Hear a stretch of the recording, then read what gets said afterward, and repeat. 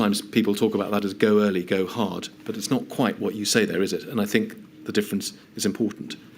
Can you, just in a few sentences, explain this thinking and how your thinking about this developed during the pandemic?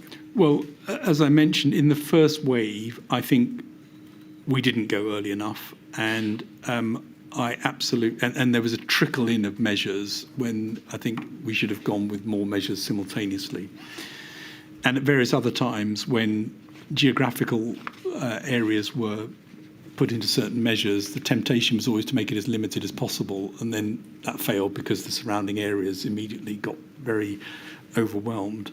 So my rider that it's than you would like to is very clear, and that is because the observation I made was that everyone's instincts is not to do any of these things. It's to delay just a bit too much.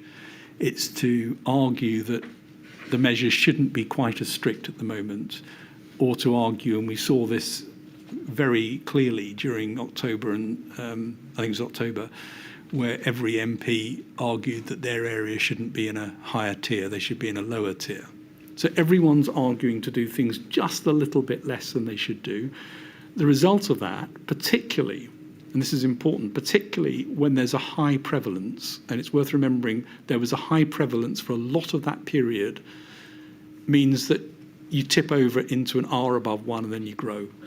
And so I think this is an important thing, and it's partly my psychology, which is than you like to, and partly just the reality that these things need to be taken into account. Yeah.